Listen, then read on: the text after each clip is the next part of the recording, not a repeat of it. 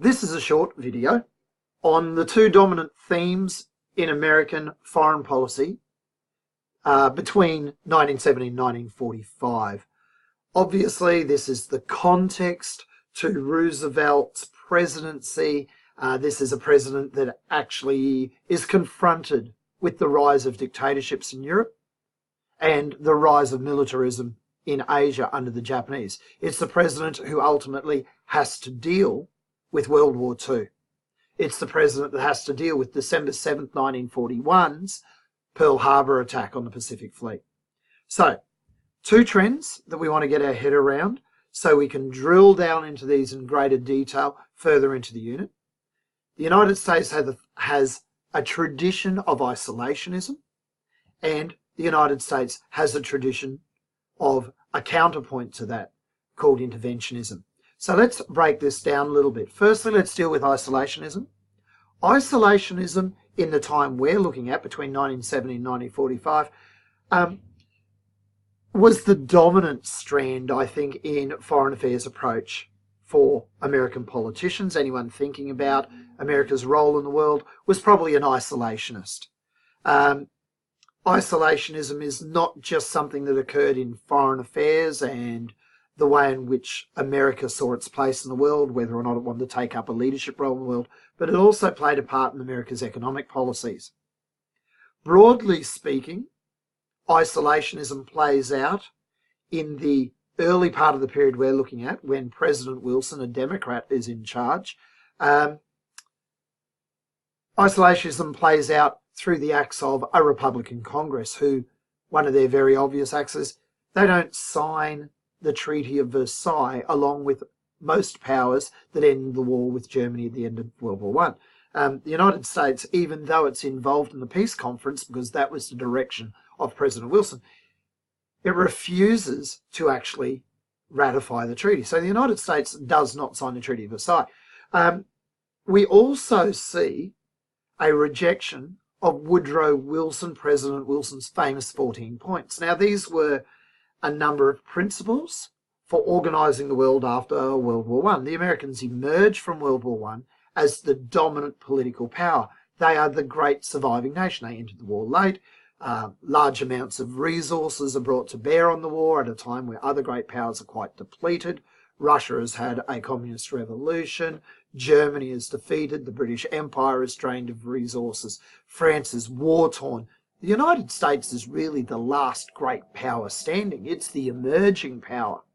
Wilson sees this as an opportunity of remaking the world into a space that America could play a leading part. Wilson comes up with a number of ways of resolving conflict, and he puts this into his 14 points.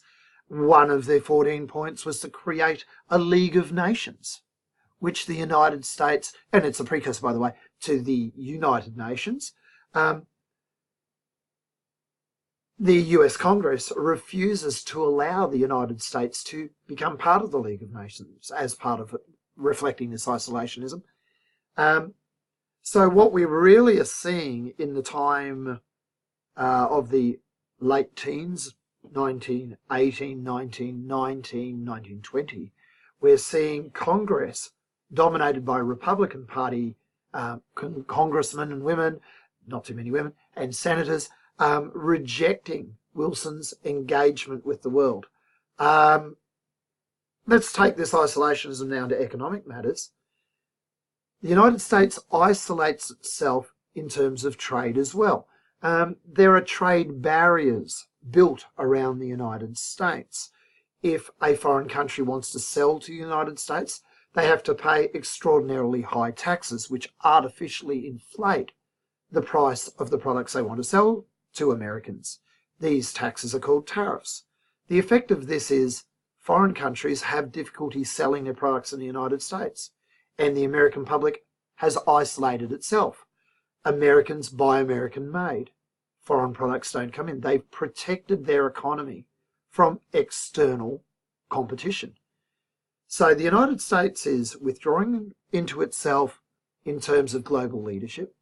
It's not wanting to connect to the rest of the world during this period, and it is also withdrawing into itself economically. It's almost like the United States is seeing itself as a global island bounded by the Pacific and the Atlantic Oceans. Interestingly, during this time period, the United States does see opportunities to make money off the rest of the world.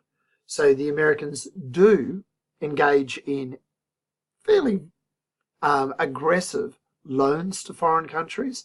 They engage very much in exporting to foreign countries. They support the reconstruction of Germany with loans under the Dawes Plan after World War I. So Germany's paying those reparations you would have learned about in previous years.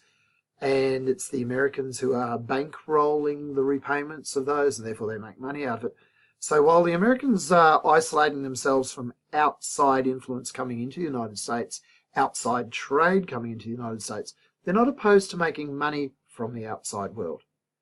But I think that captures the idea of isolationism, which is a strong trend throughout US history, but particularly strong in the period we're looking at, in which Roosevelt comes to power after the Wall Street crash and the onset of the Great Depression. The opposite of isolationism is interventionism. Interventionism, rightly or wrongly, is associated with the Democrats. It's particularly associated with President Wilson, and we can see examples of where Wilson is wanting to engage with the world, not be isolated. The Treaty of Versailles, the League of Nations, his 14 points. Wilson is wanting to connect to the external world. He's an interventionist. There is some doubt in my mind whether it's fair to fully call Roosevelt an interventionist, but he certainly ultimately looks like one.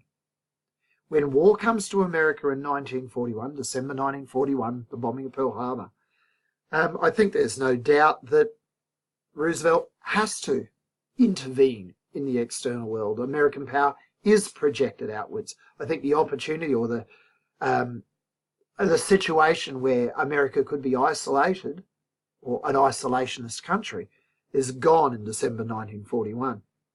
There's debate over both presidencies. There is some doubt, particularly whether Roosevelt was truly interventionist. Yes, whether he's truly interventionist. There's some questions about when Roosevelt does engage in countries at war from 1939 to 40, 41, he may be doing so in a way that is keeping America out of the war. Perhaps he saw America's support for Britain and the war against the Nazis as a way of keeping the war at arm's length, allowing someone to fight on democracy's behalf somewhere else. Certainly there were isolationists in the United States highly critical of Roosevelt, highly mistrustful of Roosevelt, seeing him as a president who was looking for opportunities to become involved in a war in Europe. Whether or not those criticisms, those suspicions are warranted, again, is open to debate.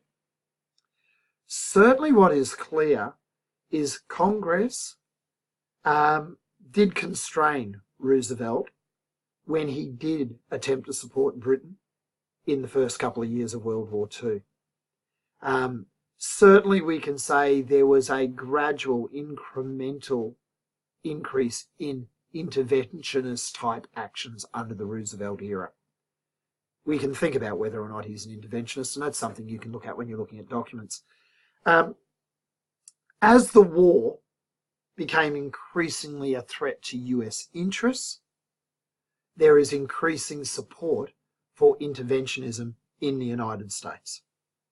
But right up until 1940, 41, the isolationist sentiment in the US public was very, very strong. Certainly we'll see that Americans were opposed to Japanese expansion in the Pacific. They saw Japan as a threat, but they were very, very isolationist in sentiment when they looked at the European war.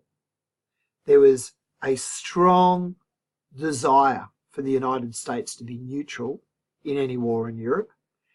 Even as late as 1940, there was an America First committee, which was supported by some very public figures, including the aviator Charles Lindbergh, that became a really powerful force in US politics.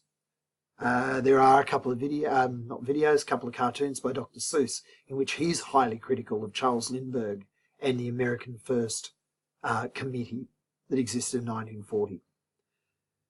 All of this question about whether or not America should be involved in the conflicts of Europe in conflict with the United States was, of course, to end after the Japanese attack on the US Pacific Fleet Naval Base at Pearl Harbor in Hawaii in December 1941.